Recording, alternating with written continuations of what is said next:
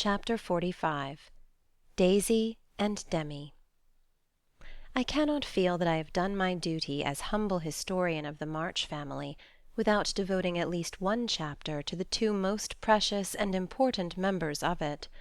Daisy and Demi had now arrived at years of discretion, for in this fast age babies of 3 or 4 assert their rights, and get them too, which is more than many of their elders do.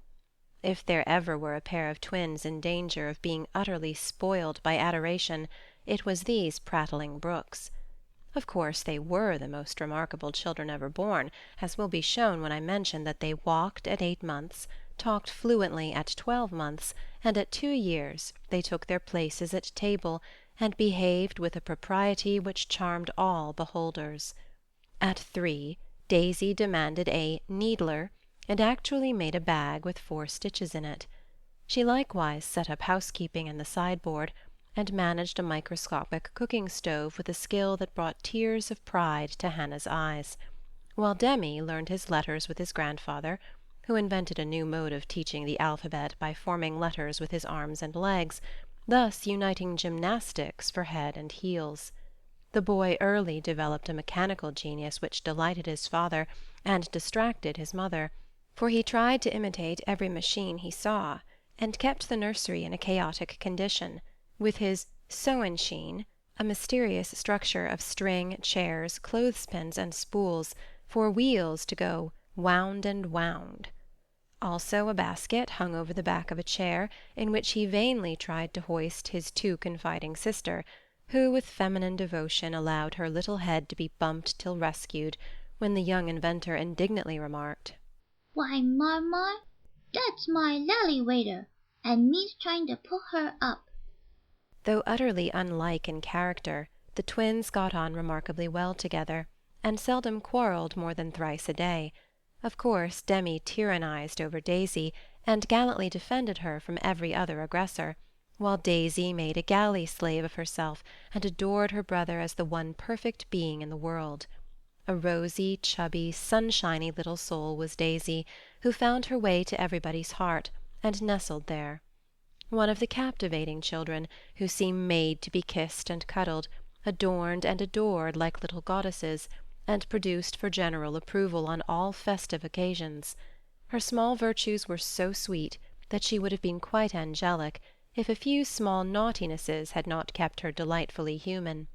It was all fair weather in her world, and every morning she scrambled up to the window in her little nightgown, to look out and say, no matter whether it rained or shone, "Oh, pity day!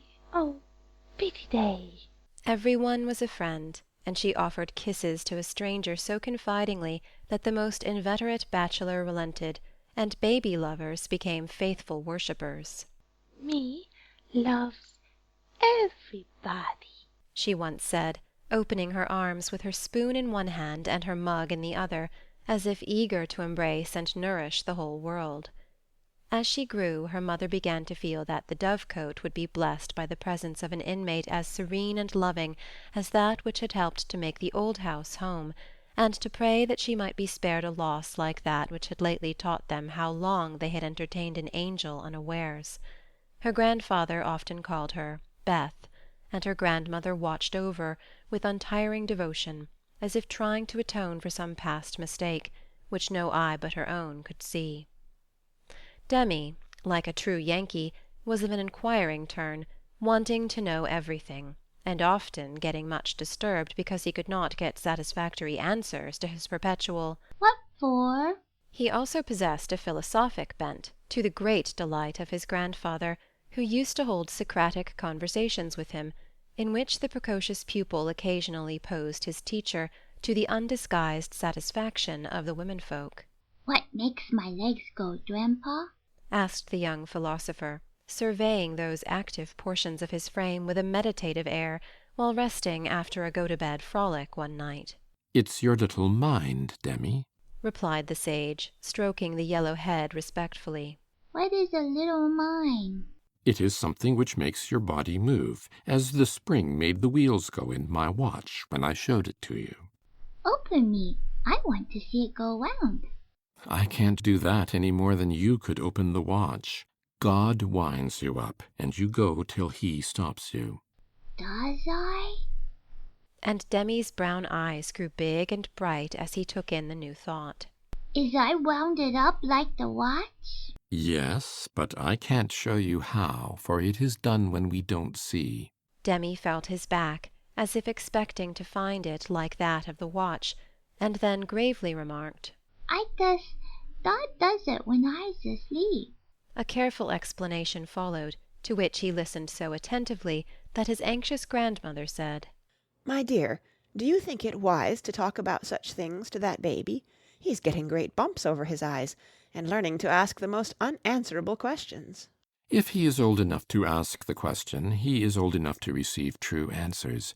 I'm not putting the thoughts into his head, but helping him unfold those already there. These children are wiser than we are, and I have no doubt the boy understands every word I have said to him. Now, Demi, tell me where you keep your mind. If the boy had replied, like Alcibiades, By the gods, Socrates, I cannot tell, his grandfather would not have been surprised. But when, after standing a moment on one leg, like a meditative young stork, he answered in a tone of calm conviction, In my little belly. the old gentleman could only join in Grandma's laugh, and dismiss the class in metaphysics. There might have been cause for maternal anxiety if Demi had not given convincing proofs that he was a true boy, as well as a budding philosopher, for often after a discussion which caused Hannah to prophesy, with ominous nods, That child ain't long for this world, he would turn about and set her fears at rest by some of the pranks with which dear, dirty, naughty little rascals distract and delight their parents' souls. Meg made many moral rules, and tried to keep them, but what mother was ever proof against the winning wiles, the ingenious evasions, or the tranquil audacity of the miniature men and women who so early show themselves accomplished artful dodgers? No more raisins, Demi. They'll make you sick. Says mamma to the young person who offers his services in the kitchen with unfailing regularity on plum-pudding day. Me likes to be sick. I don't want to have you, so run away and help Daisy make patty cakes. He reluctantly departs, but his wrongs weigh upon his spirit, and by, when an opportunity comes to redress them, he outwits mamma by a shrewd bargain. Now you have been good children, and I'll play anything you like, says Meg as she leads her assistant cooks upstairs, when the pudding is safely bouncing in the pot. Truly, Marmar? Asks Demi with a brilliant idea in his well-powdered head.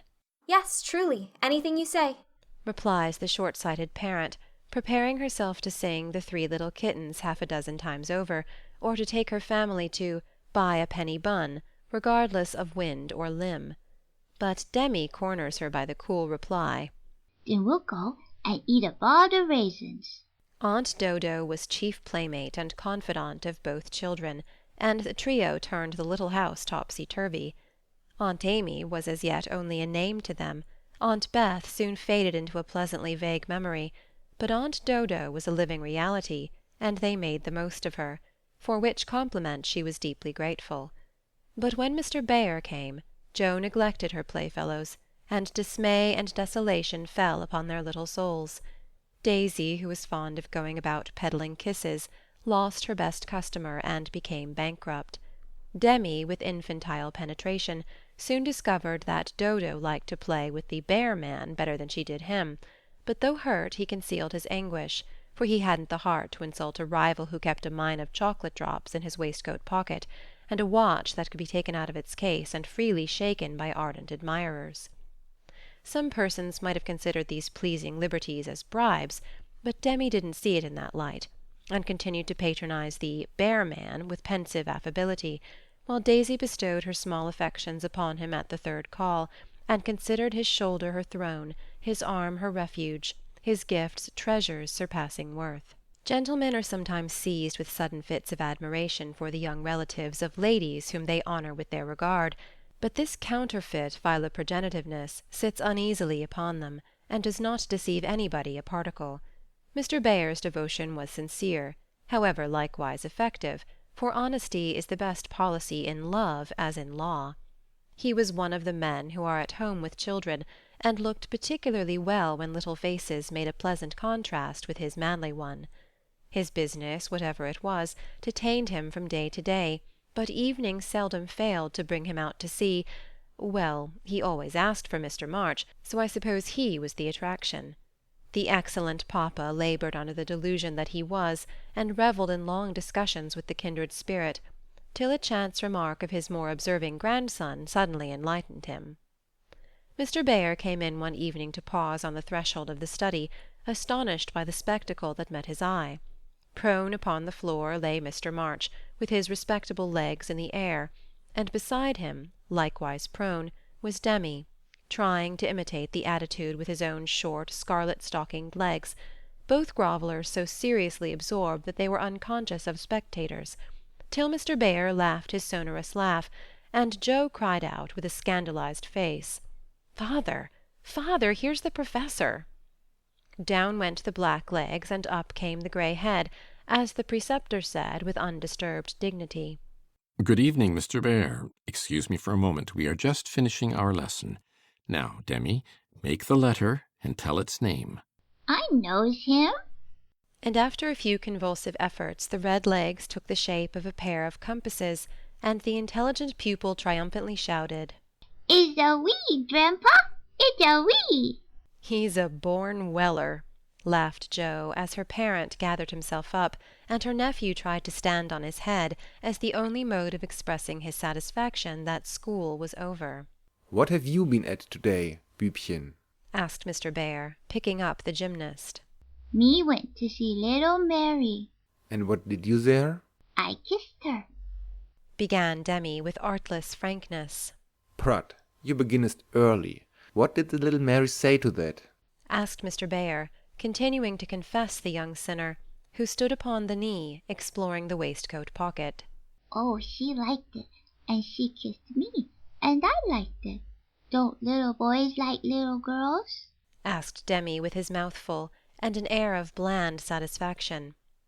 "You precocious chick! Who put that into your head?" said Joe, enjoying the innocent revelation as much as the Professor. "'Tisn't in mine head, it's in mine mouth," answered literal Demy, putting out his tongue, with a chocolate drop on it, thinking she alluded to confectionery, not ideas. Thou shouldst save some for the little friend. Sweets to the sweet, Männling. And Mr. Bayer offered Joe some, with a look that made her wonder if chocolate was not the nectar drunk by the gods. Demy also saw the smile, was impressed by it, and artlessly inquired, "Do great boys like great girls too, Fessor?" Like young Washington, Mr. Bayer couldn't tell a lie, so he gave the somewhat vague reply that he believed they did sometimes, in a tone that made Mr. March put down his clothes-brush, glance at Joe's retiring face, and then sink into his chair, looking as if the precocious chick had put an idea into his head that was both sweet and sour. Why, Dodo, when she caught him in the china-closet half an hour afterward, nearly squeezed the breath out of his little body with a tender embrace, instead of shaking him for being there, and why she followed up this novel performance by the unexpected gift of a big slice of bread and jelly, remained one of the problems over which Demy puzzled his small wits, and was forced to leave unsolved forever.